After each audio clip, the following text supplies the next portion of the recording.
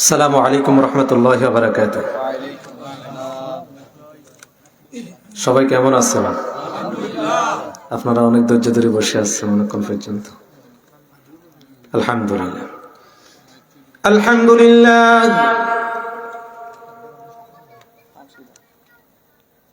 আলহামদুলিল্লাহি নাহমাদুহু ওয়া নাস্তাঈনুহু ওয়া নাস্তাগফিরুহু ওয়া নাউযু বিল্লাহি মিন শুরুরি আনফুসিনা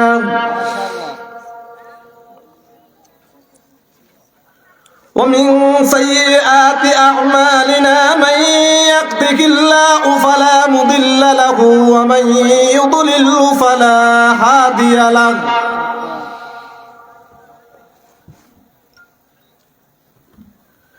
ونشهد أن لا إله إلا الله وحده لا شريك له ونشهد أن سيدنا وسندنا وحبيبنا وحبيب ربنا وطبيبنا وطبيب قلوبنا ومولانا محمدا عبده ورسوله أما بعد فأعوذ بالله من الشيطان الرجيم بسم الله الرحمن الرحيم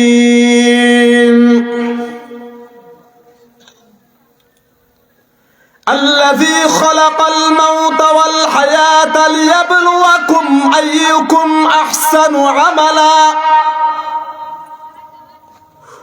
وهو العزيز الغفور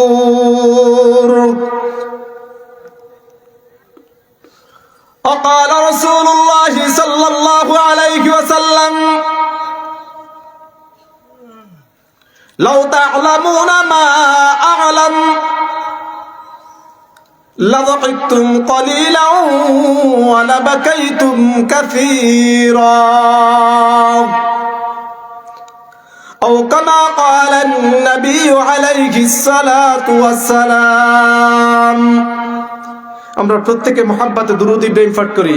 আল্লাহুম্মা সাল্লি আলা মুহাম্মাদিন ওয়া আলা আলি মুহাম্মাদ কামা সাল্লাইতা আলা ইব্রাহিম ওয়া আলা আলি ইব্রাহিম ইন্নাকা হামিদুম মাজিদ।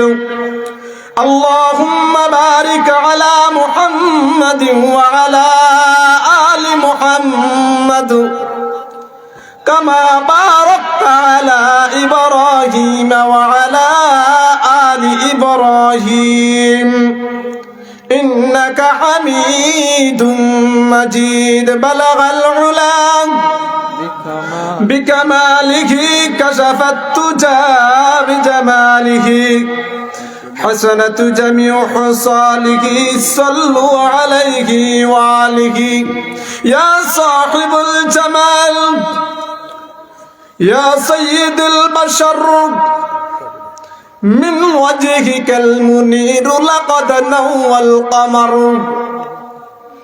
لا يلقن السنام كما كان حقه بذرغتي بعد قصي مختصر بلغ العلا بكماله كشف التجى بجماله حسنة جميع خصاله صلوا عليه وآله মুআজ্জাজ মুকাররম সম্মানিত সভাপতি হযরতে উলামায়ে কিরাম বেরাদারান ইসলাম দিন দরদ ইসলাম প্রিয় আমার প্রাণপ্রিয় যুবক ভাইরা পিতৃ সমতুল্য বৃদ্ধ বাবারা পর্দার আলের সম্মানিত মা ও বোনেরা আল্লাহ সুবহানাহু ওয়া তাআলার দরবারে লাখো কোটি শুকর যে মহান রব্বে কারীম রাতের এই গভীর অংশে 11:30টার কাছাকাছি আল্লাহ সুবহানাহু ওয়া তাআলা আমাদের মতো কয়েকজন নাখানদান আলে এক গুনাহগার বান্দাকে আল্লাহ সুবহানাহু ওয়া তাআলা এই দ্বীনি মজলিসে বসার হিলফুল ফুজুল সংস্থার উদ্যোগে 14তম তাফসীরুল কোরআন মাহফিলে বসার আশার তৌফিক দান করেছেন। এই জন্য আমরা অন্তরস্থল থেকে শুকর আদায় করি, বলি আলহামদুলিল্লাহ। আমরা যে আলহামদুলিল্লাহ বলেছি, এই যে শুকর করেছি, লাভ হয়েছে কার? বলে আল্লাহর। আমাদের লাভ হয়েছে কার?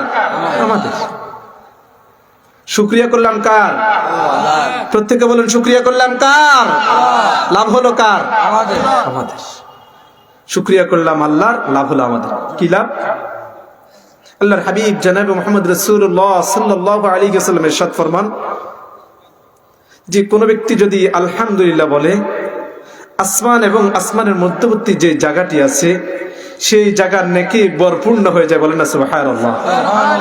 আমরা যে সুবহানাল্লাহ বলেছি, আল্লাহর হাবিব জনাবে মুহাম্মদ রাসূলুল্লাহ সাল্লাল্লাহু আলাইহি ওয়াসাল্লাম বুখারী শরীফের শেষ হাদিস যে সুবহানাল্লাহ তামনাউল মিজান, বলে সুবহানাল্লাহ এটা যদিও ছোট শব্দ হয়, এটা মিজানের পাল্লাতে অনেক ভারী। বলেন না সুবহানাল্লাহ।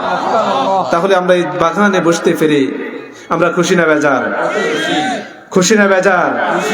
সকলে খুশি তো ইনশাআল্লাহ। আমি কিছু কথা বলবো যে মৌত সম্পর্কে। আল্লাহ সুবহানাহু ওয়া তাআলা যদি তৌফিক দান করে আমরা প্রত্যেকে বলি আমিন। সম্মানিত হাজিরিন, জগৎ তিনটা। জগৎ কয়টি? তিনটা। একটা হলো রূহের জগৎ, সেই জগৎ আমরা পার করে এসেছি। আরেকটা হলো ইহকাল, সেটাতে আমরা এখন আছি। আবার আরেকটা হবে পরকাল, সেটাতে আমরা যাব, আর কখন কিয়ামত হবে তখন উঠানো হবে। আচ্ছা বলুন, এখানে যত মানুষ আছেন যারা পূর্বে মৃত্যুবরণ করেছে, এমন কেউ আপনাদের সঙ্গে আর কখনো কথা বলেছে? কবরে কোন অবস্থায় আছে আমরা কি কেউ জানি? জানি না। আল্লাহ সুবহানাহু ওয়া তাআলা বলেন, আল্লাযী খালাকাল মাউতা ওয়াল হায়াত। আল্লাহ সুবহানাহু ওয়া তাআলা বলেন, আমি প্রথমে মৃত্যু সৃষ্টি করেছি। প্রথমে কি সৃষ্টি করছেন? মৃত্যু। এরপর বলে আমি তোমাদেরকে হায়াত দিয়েছি। কেন এই হায়াতটা কেন দিয়েছেন? লিয়াবলুয়াকুম আইয়ুকুম আহসানু আমালা, যাতে তোমাদের থেকে যদি পরীক্ষা নিই, যাতে তোমরা ভালো আমল করো। আহসান আমল, ভালো আমল যাতে করতে পারো।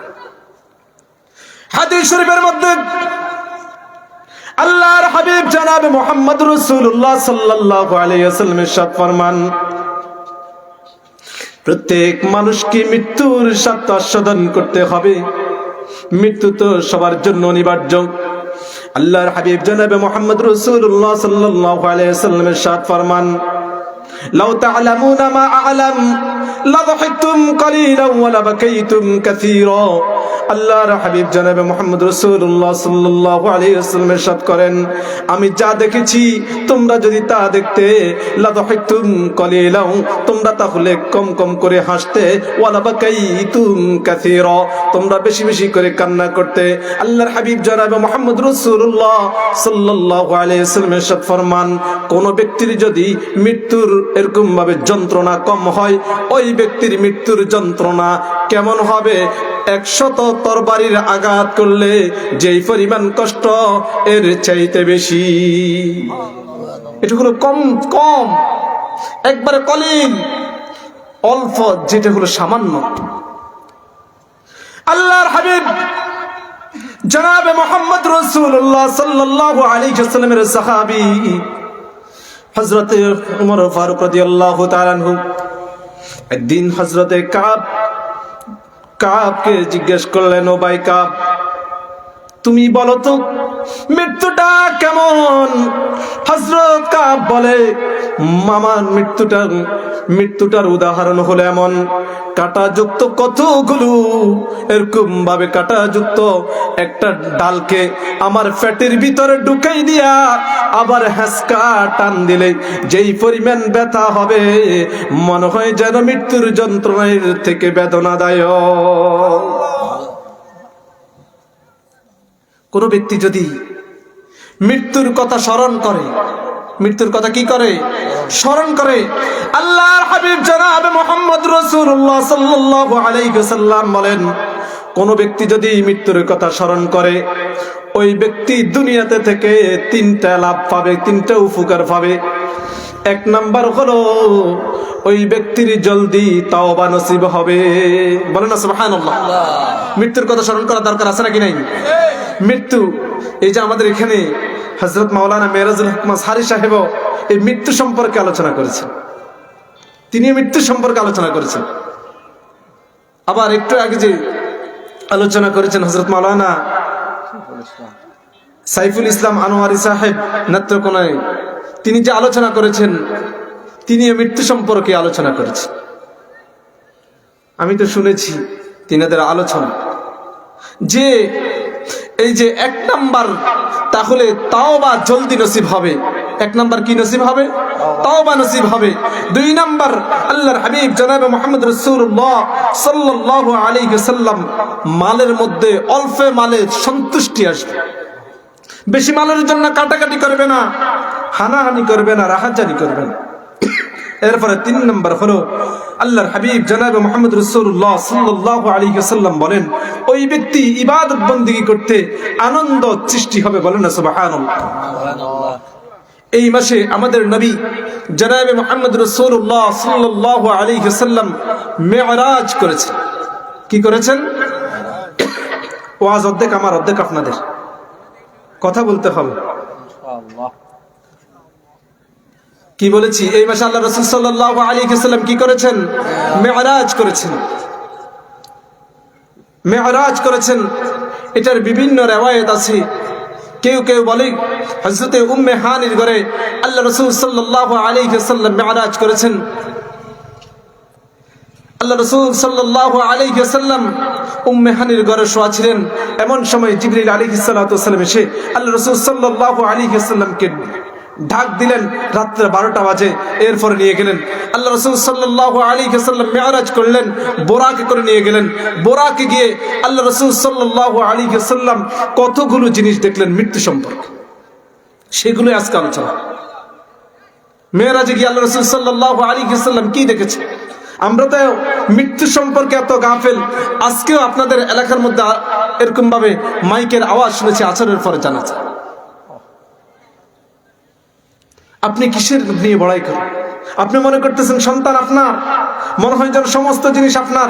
না, আপনি আজকে মৃত্যুবরণ করি, দেখেন সন্তানও আপনার নয়। সন্তানও বলবে সম্পদ আগে ভাগাভাগি হোক, এরপরে আব্বার লাশ দাফন দিব। এমন সন্তান আছে নাকি নাই? যখন করোনা হয়েছে, করোনাতে দেখিয়ে দিয়েছে অনেকের ঘরের ভিতরে আব্বাকে করোনায় মারা গিয়েছে, আব্বাকে রেখে দিয়েছে, ছেলের সন্তান ওই বাবার লাশ পর্যন্ত ধরে নাই। এমন হয়েছে কি হয়নি? আপনাদের দিকে হয়নি? মৃত্যুটা কেমন? হযরত ইব্রাহিম আলাইহিস সালাতু ওয়াস সালাম, ইব্রাহিম খলিলুল্লাহ, তিনি এরকম ভাবে মৃত্যুর ফেরেশতাকে বলতেছে, ও ভাই আজরাইল, আমি তোমাকে দেখতে চাই ওই অবস্থায়, যেই অবস্থায় তুমি মুনাফিকদের জান কবজ করো, যেই অবস্থায় তুমি নাফরমানদের জান কবজ করো। হযরত আজরাইল আলাইহিস সালাতু ওয়াস সালাম বললেন,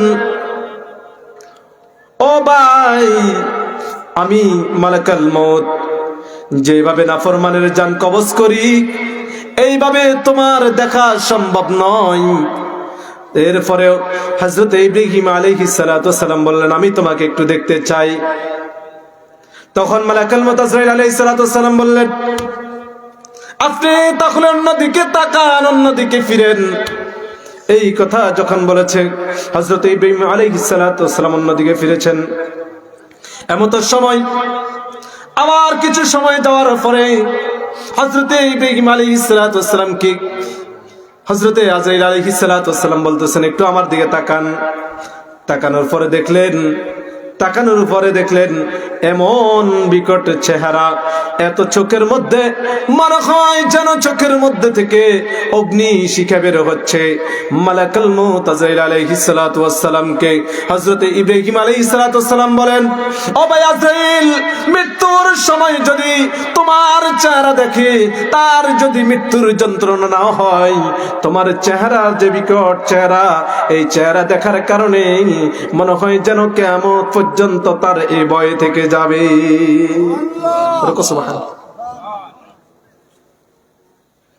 তাহলে আমরা কি নাফরমান হয়ে মৃত্যুবরণ করতে চাই, নাকি ইমানদার হিসেবে মৃত্যুবরণ করতে চাই? আজকে তাফসীরুল কোরআন মাহফিল, আল্লাহ সুবহানাহু ওয়া তাআলা বলেন, ইয়া আইয়ুহাল্লাযীনা আমানু দুখুলু ফিস সিলমি কাফা ওয়া লা তাত্তাবিউ খুতুওয়াতিশ শাইতান ইন্নাহু লাকুম আদুউম মুবিন।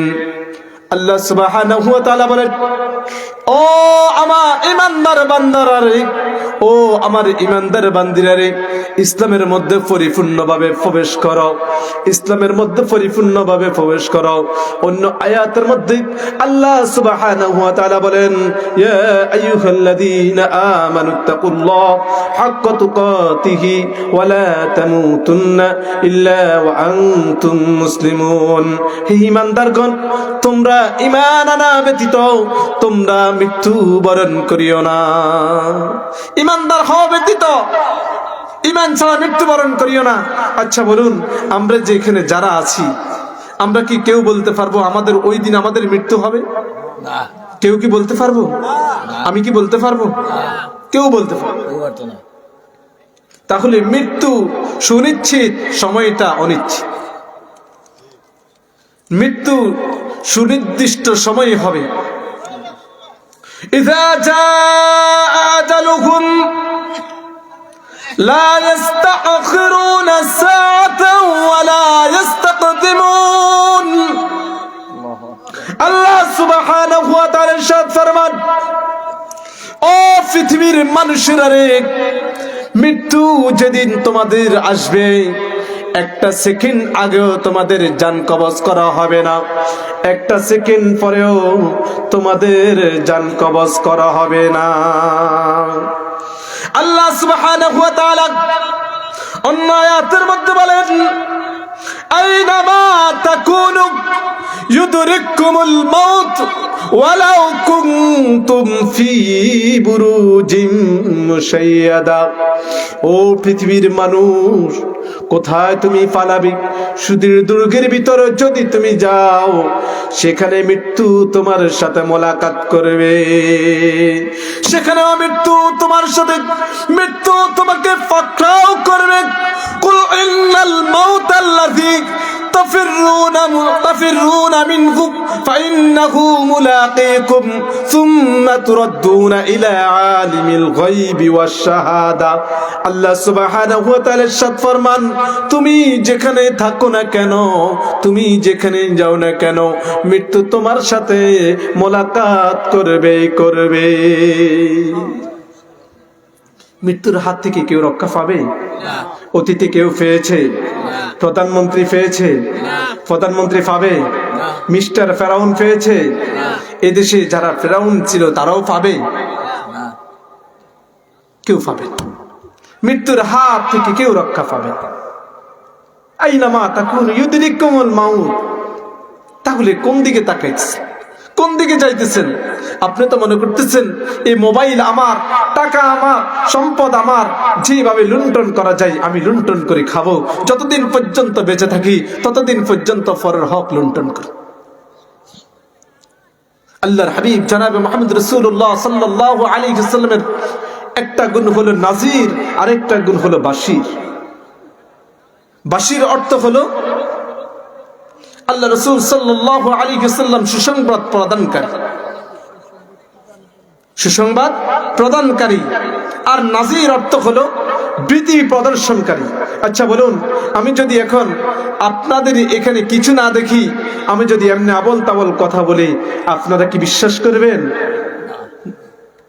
তাহলে আল্লাহ রাসূল সাল্লাল্লাহু আলাইহি ওয়াসাল্লাম জান্নাত দেখে এসেছেন, জাহান্নাম দেখে এসেছেন। কখন দেখেছেন? এই মেরাজে দেখেছেন। বলেন না সুবহানাল্লাহ। সুবহানাল্লাহ।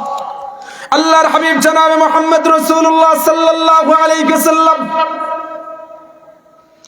যখন মেরাজে গিয়েছিলেন, বোরাকে যখন উঠলেন, বোরাকে করে যখন যাবেন, এমন সময় দুনিয়ার বেশি একজন যুবক দাঁড়িয়ে আছে। যুবক, সুন্দর যুবক একটা দাঁড়িয়ে আছে, দুনিয়া বেশি যুবক দাঁড়িয়ে আছে, আর এরকম ভাবে ডাকতেছে, ও মোহাম্মদ, মোহাম্মদ আমার কথা শোনো। হযরতে জিবরীল আলাইহিস সালাতু ওয়াস সালাম বললেন, ইয়া রাসূলুল্লাহ, চলেন, এর কথা শোনা যাবে না। আল্লাহর হাবিব জনাবে মুহাম্মদ রাসূলুল্লাহ সাল্লাল্লাহু আলাইহি ওয়াসাল্লাম কিছু দূর পর যখন গেলেন, জিজ্ঞেস করলেন, ও ভাই জিবরাইল, এই কে? যে ব্যক্তি আমাকে দাঁড়াতে বলেছে, কিন্তু তুমি আমাকে দাঁড়াতে দিলে না। আল্লাহর হাবিব জনাবে মুহাম্মদ রাসূলুল্লাহ সাল্লাল্লাহু আলাইহি ওয়াসাল্লামকে হযরতে জিবরাইল আলাইহিস সালাতু ওয়াস সালাম বললেন, এই হলো সেই, এই হলো সেই, এই হলো দুনিয়া।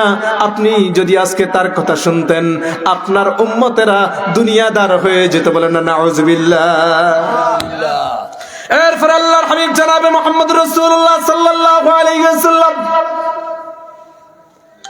দেখলেন দুনিয়া বেশি বৃদ্ধ মহিলার আকৃতি। আল্লাহর হাবিব জনাবে মুহাম্মদ রাসূলুল্লাহ সাল্লাল্লাহু আলাইহি ওয়াসাল্লামকে ডাকতেছেন, ও মুহাম্মদ আমার কথা শোনো। আল্লাহর হাবিব জনাবে মুহাম্মদ রাসূলুল্লাহ সাল্লাল্লাহু আলাইহি ওয়াসাল্লাম তার কথা শুনলেন না। একটু দূর পথ যখন বোরাক গেল, আল্লাহর হাবিব জনাবে মুহাম্মদ রাসূলুল্লাহ সাল্লাল্লাহু আলাইহি ওয়াসাল্লাম হযরতে জিবরাইল আলাইহিস সালাতু ওয়াসসালামকে বললেন, ও ভাই জিবরাইল, এই বুড়িকে, যার চেহারা তো কুরসি, যার চেহারা তো কুরসি, এই মহিলাকে যে আমাকে দেখছে কথা শোনার জন্য, আমি তার কথা শুনলাম না। এই মহিলাকে আল্লাহর হাবিব জনাবে মুহাম্মদ রাসূলুল্লাহ সাল্লাল্লাহু আলাইহি ওয়াসাল্লামকে বললেন, এই হলো ওই যুবক, যেই যুবক প্রথমে আপনাকে ডেকেছে, আপনি যখন তার কথা সাড়া দিলেন না। এই হলো দুনিয়াদার যুবক। ওই যুবকের যখন আপনি কথা শুনলেন না, এই যুবকের চেহারা কালো হয়ে এই যুবক বৃদ্ধ হয়ে গেছে। বলেন না নাউযুবিল্লাহ। তাহলে আল্লাহর হাবিব যদি ওই যে মেরাজের রাত্রে এই দুনিয়াদারের কথা শুনতো, আমরা অধিকাংশই দুনিয়াদার হয়ে যেত। আল্লাহর হাবিব জনাবে মুহাম্মদ রাসূলুল্লাহ সাল্লাল্লাহু আলাইহি ওয়াসাল্লাম আরো কিছু দূর পথ গেলেন। আল্লাহর হাবিব জনাবে মুহাম্মদ রাসূলুল্লাহ সাল্লাল্লাহু আলাইহি ওয়াসাল্লাম দেখলেন কিছু মানুষদেরকে শাস্তি দেওয়া হচ্ছে। এরকম ভাবে লিঙ্গের মধ্যে পোকা দিয়ে, বিষাক্ত পোকা দিয়ে এরকম ভাবে আঘাত করা হচ্ছে, আর তাদের শরীরের মধ্যে এরকম ভাবে অগ্নিশিখা দ্বারা এরকম ভাবে আঘাত করা হচ্ছে। আল্লাহর হাবিব জনাবে মুহাম্মদ রাসূলুল্লাহ সাল্লাল্লাহু আলাইহি ওয়াসাল্লামের মায়া এসে গেল।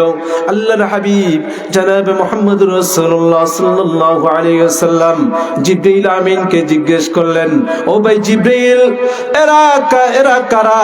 এদেরকে এই শাস্তি কেন দেওয়া হচ্ছে? এদেরকে এই শাস্তি কেন দেওয়া হচ্ছে? এদেরকে উলঙ্গ করে, এদের যৌনাঙ্গে কেন পোকা দ্বারা এদেরকে আঘাত করা হচ্ছে? এদেরকে শাস্তি কেন দেওয়া হচ্ছে? আল্লাহর হাবিব জনাবে মুহাম্মদ রাসূলুল্লাহ সাল্লাল্লাহু আলাইহি ওয়াসাল্লামের প্রশ্নের জবাবে হযরতে জিবরাইল আলাইহিস সালাতু ওয়াসাল্লাম বললেন, এরা হলো আপনার ওই সমস্ত উম্মত যারা এরকম ভাবে যাকাত আদায় করবে না। যারা কি আদায় করবে না? যাকাত আদায় করবে না।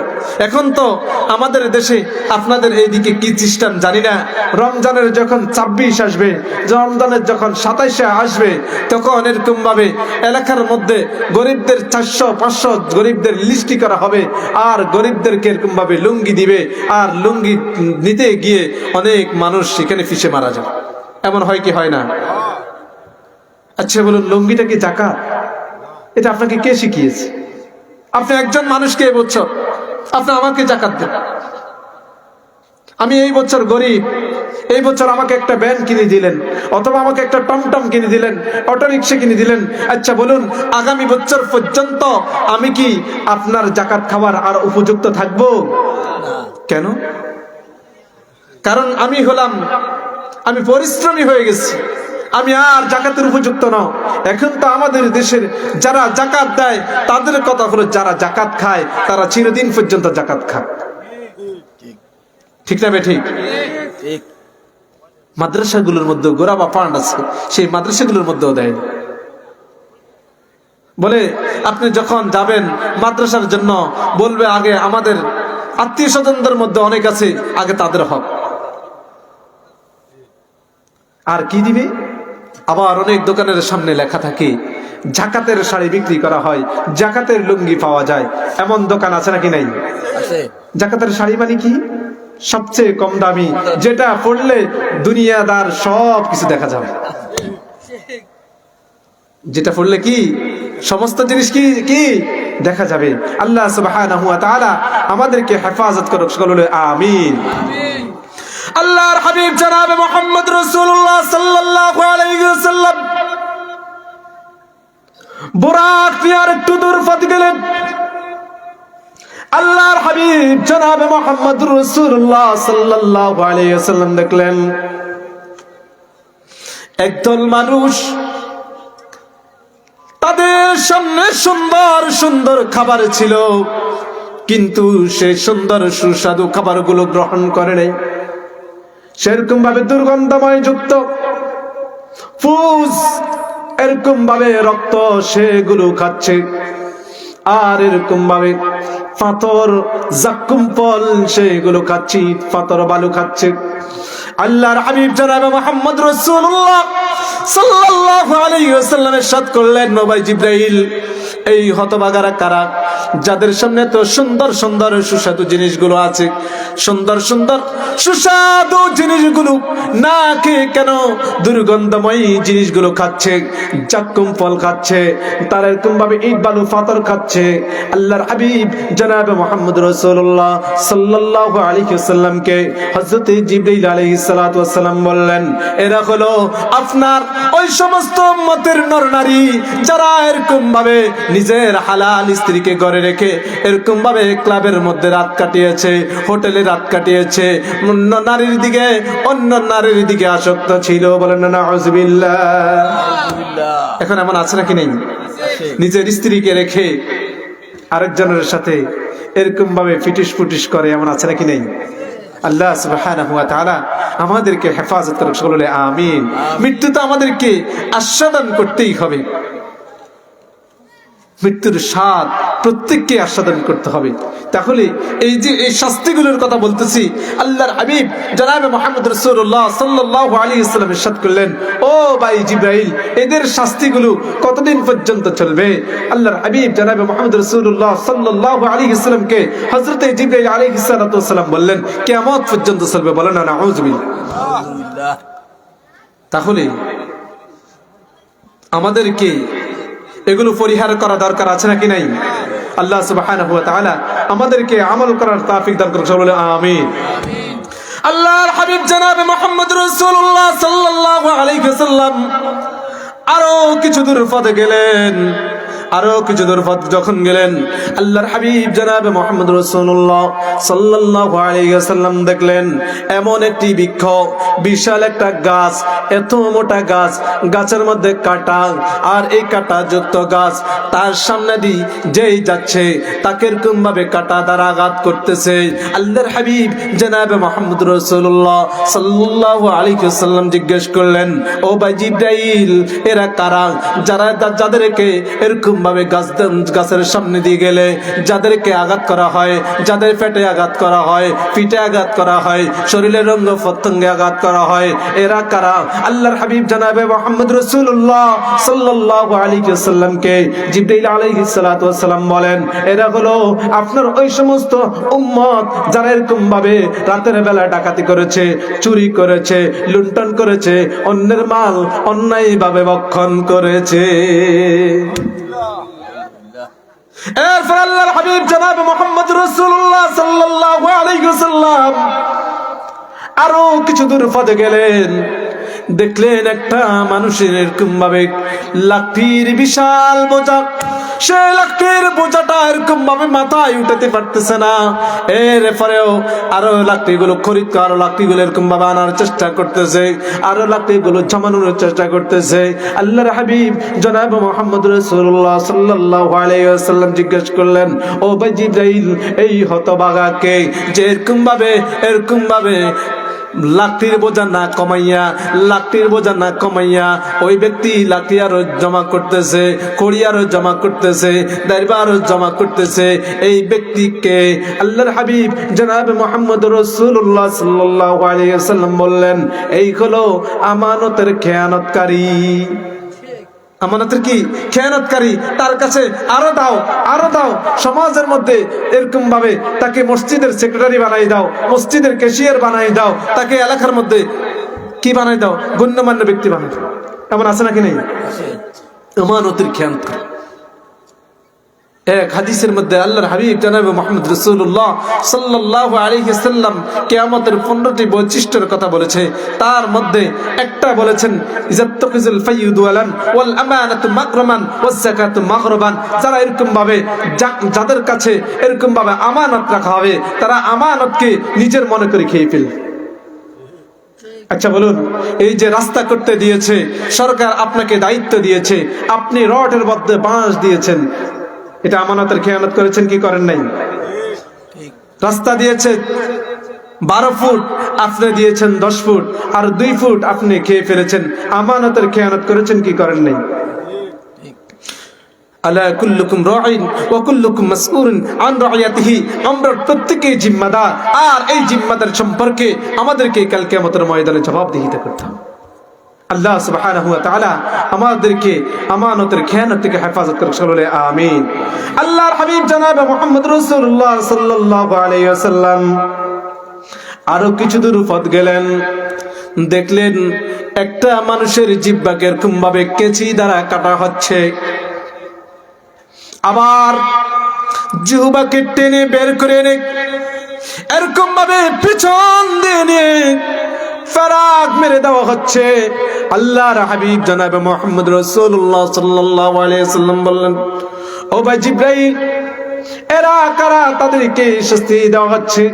আল্লাহর হাবিব জনাব মুহাম্মদ রাসূলুল্লাহ সাল্লাল্লাহু আলাইহি ওয়াসাল্লামকে বললেন, এরা হলো আপনার উম্মত, যারা এরকম ভাবে ওয়াইজিন ছিল, বক্তা ছিল, ওয়াজ করছে মানুষের জন্য, কিন্তু নিজে নেক আমল করে নাই। নেক আমল না করার কারণে তাদের এই শাস্তি। আল্লাহর হাবিব জনাব মুহাম্মদ রাসূলুল্লাহ সাল্লাল্লাহু আলাইহি ওয়াসাল্লাম ইরশাদ ফরমান, যারা এরকম ভাবে হক কথাকে এরকম ভাবে লুকাবে, হক কথা মানুষের সামনে প্রকাশ করবে না, হক কথাগুলো বলবে না, আল্লাহর হাবিব জনাব মুহাম্মদ রাসূলুল্লাহ সাল্লাল্লাহু আলাইহি ওয়াসাল্লাম ইরশাদ ফরমান, কিয়ামতের ময়দানে নয়, কবরে গেলে তার মুখের মধ্যে অগ্নি শিখার লাগাম লাগিয়ে দেওয়া হবে।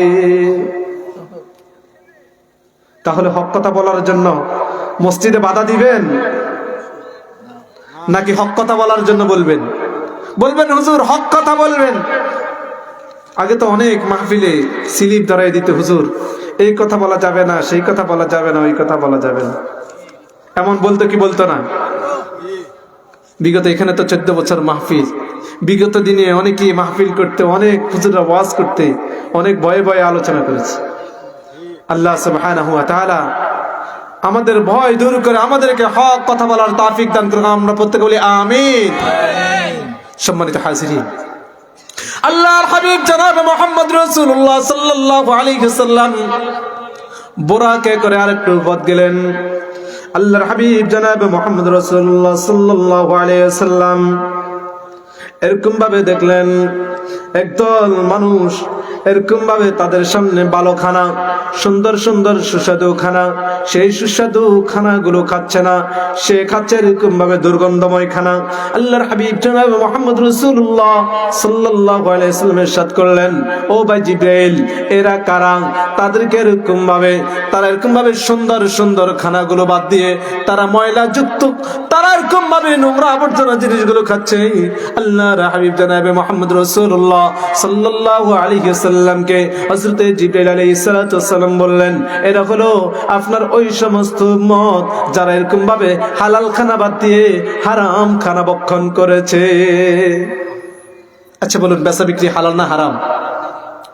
বেচা বিক্রি হালাল না হারাম? হালাল। কিন্তু আপনি এই মোবাইলটা কিনেছেন 500 টাকা দিয়ে, আবার যখন আপনার কাছে কোনো কাস্টমার আসে বলে, আল্লাহর কসম আমি এই মোবাইল কিনে আমার 800 টাকা, তোমার কাছ থেকে 1 টাকাও লাভ করলাম না। আচ্ছা বলুন, আপনি যে 300 টাকা লাভ করলেন, এই যে মিথ্যা কথা বলে, এটা হালাল না হারাম? কেন হারাম? ওই মিথ্যা কথা বলার কারণে। আল্লাহ সুবহানাহু ওয়া তাআলা আমাদেরকে হারাম থেকে হেফাজত করুন, সকলে আমিন। হালাল খানা খাওয়ার তৌফিক দান করুন, সকলে আমিন। আল্লাহর হাবিব জনাবে মুহাম্মদ রাসূলুল্লাহ সাল্লাল্লাহু আলাইহি ওয়াসাল্লাম আরো কিছু দূর পথ গেলেন। আল্লাহর হাবিব জনাবে মুহাম্মদ রাসূলুল্লাহ সাল্লাল্লাহু আলাইহি ওয়াসাল্লাম দেখলেন একটা মানুষের পেট বিশাল আকৃতির পেট, তার গালগুলো হলো উটের মতো, সেরকম ভাবে তার পেটের ভিতরে এরকম ভাবে দংশনকারী কিছু সাপ আছে, এত বিষাক্ত, এত বিষধর, আর এত বিষধর সাপ, তাদেরকে যখন আঘাত করা হচ্ছে, আঘাতের কারণেই তারা এরকম ভাবে চিৎকার দিচ্ছে, আসমান জমিন পর্যন্ত কম্পিত হয়ে যাচ্ছে তাদের এরকম ভাবে চিৎকারের আওয়াজে। আল্লাহর হাবিব জনাবে মুহাম্মদ রাসূলুল্লাহ সাল্লাল্লাহু আলাইহি ওয়াসাল্লাম, দয়ার নবী, মায়ার নবী, সেখানে দাঁড়িয়ে গেলেন, জিজ্ঞেস করলেন, ও ভাই জিবরাইল, এরা কারা? এরা কারা? আল্লাহর হাবিব জনাবে মুহাম্মদ রাসূলুল্লাহ সাল্লাল্লাহু আলাইহি ওয়াসাল্লামকে বললেন, এরা হলো আপনার ওই সমস্ত উম্মত যারা এরকম ভাবে সুদ খায়, সুদখোর। কি খোর? দেখবেন আমাদের এলাকার মধ্যে অনেকের কাছে যখন আপনি টাকা চাইতে যাবেন, বলে, ভাই আমি একটু বিপদে আটকে গেছি, আমাকে 1 লাখ টাকা দাও বা 10,000 টাকা দাও। বলে, আমার কাছে এই মুহূর্তে তোমাকে দেওয়ার মতো কোনো টাকা নাই। এরপরে যখন বলবেন, ভাই আপনি চিন্তা করবেন না, প্রতি মাসে 10,000-এ 2,000 টাকা করে দিয়ে দিব, 10,000 টাকা 2,000 টাকা দিয়ে দিব। বলবে, ভাই আমার কাছে তো কোনো টাকা নেই, আমার এক নিকটস্থ আত্মীয় আমার কাছে কিছু টাকা দিয়েছে, টাকাগুলোকে নাড়াছাড়া করার জন্য। টাকাগুলোকে কি করার জন্য? নাড়াছাড়া করার জন্য। যারা এই টাকাকে নাড়াছাড়া করবে তাদের জন্য এই শাস্তি। আল্লাহ সুবহানাহু ওয়া তাআলা আমাদেরকে টাকা নাড়াছাড়া থেকে হেফাজত করুন, সকলে আমিন। আবার টাকা কি ধরবেন না এমন নাকি? যে দোকানদারকে আমি টাকা দিব না এমন নাকি? না, ওই যে টাকার বদলে টাকা বাড়তি দাও। আল্লাহ সুবহানাহু ওয়া তাআলা আমাদেরকে সুদ থেকে হেফাজত করুন, সকলে আমিন। আল্লাহর হাবিব জনাবে মুহাম্মদ রাসূলুল্লাহ সাল্লাল্লাহু আলাইহি ওয়াসাল্লাম আরো কিছু দূর পথ গেলেন। আল্লাহর হাবিব জনাবে মুহাম্মদ রাসূলুল্লাহ সাল্লাল্লাহু আলাইহি ওয়াসাল্লাম দেখলেন কিছু মানুষের গলা দিয়ে এরকম ভাবে সীসা ডালা হচ্ছে, আর এরকম ভাবে গায়ের মধ্যে এমন ভাবে আগুন নিক্ষেপ করা হচ্ছে, অগ্নি নিক্ষেপ করা হচ্ছে। তাদের চিৎকার আসমান জমিন কম্পিত হয়ে যাচ্ছে। দয়ার নবী, মায়ার নবী দাঁড়িয়ে গেলেন, আর এই হতভাগাদের কথা জিজ্ঞেস করলেন, ও ভাই জিবরাইল, এই হতভাগা কারা? তাদেরকে শাস্তি দেওয়া হচ্ছে। আল্লাহর হাবিব জনাব মুহাম্মদ রাসূলুল্লাহ সাল্লাল্লাহু আলাইহি ওয়াসাল্লামের সাথে আল্লাহ রাসূল সাল্লাল্লাহু আলাইহি ওয়াসাল্লাম কি হযরত জিবরাইল আলাইহিস সালাতু ওয়াসসালাম ইরশাদ করলেন, এরা হলো আপনার ওই সমস্ত উম্মত যারা এরকম ভাবে এতিমের মালগুলো লুণ্ঠন করে খেয়েছে, এতিমের সম্পদ লুণ্ঠন করে খেয়েছে। আমাদের দেশে দেখবেন যারা এতিমের মাল লুণ্ঠন করে খায়, দেখবেন বাড়ির পাশের জমি কিভাবে নেওয়া যায় এতিমের হককে ধ্বংস করে দেয়, উচ্ছেদ করে দেয়, এতিম অসহায় মানুষদেরকে উচ্ছেদ করে দেয়। এমন আছে নাকি নেই? আল্লাহ রাসূল সাল্লাল্লাহু আলাইহি সাল্লাম মেরাজে গিয়ে আরো অনেকগুলো জিনিস দিয়েছেন। কারণ আল্লাহ পাক সুবহানাহু ওয়া তাআলা তিনি তো রব্বুল আলামিন, আমাদের নবী হলো রাহমাতাল লিল আলামিন। তাহলে রাহমাতাল লিল আলামিন যে হবে, যে নাজির হবে, যে বাশির হবে, যে এরকম ভাবে বিধি প্রদর্শন করবে, সুসংবাদ প্রদান করবে, সে যদি চোখে না দেখে তাহলে কিভাবে মানুষের কাছে প্রকাশ করবে?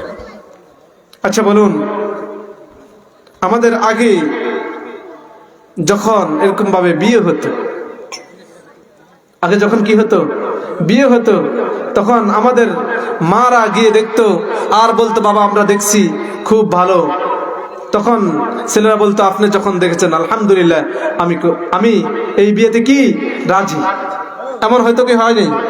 এই যে জান্নাতে আমরা যে জান্নাত আমরা তো দেখিনি, জাহান্নাম আমরা তো দেখিনি, আমাদের প্রিয় নবীজি দেখেছে, তাই আমরা বিশ্বাস করতে হবে। বলেন না সুবহানাল্লাহ। আল্লাহ সুবহানাহু ওয়া তাআলা হুজুর চলে এসেছেন। আল্লাহ সুবহানাহু ওয়া তাআলা যাহা কিছু বললাম সর্বপ্রথম আমাকে এবং আপনাদের সকলকে আমল করার তৌফিক দান করুক। ওয়া আখির দাওয়ানা আলহামদুলিল্লাহি রাব্বিল আলামিন। আসসালামু আলাইকুম ওয়া রাহমাতুল্লাহি ওয়া বারাকাতুহু।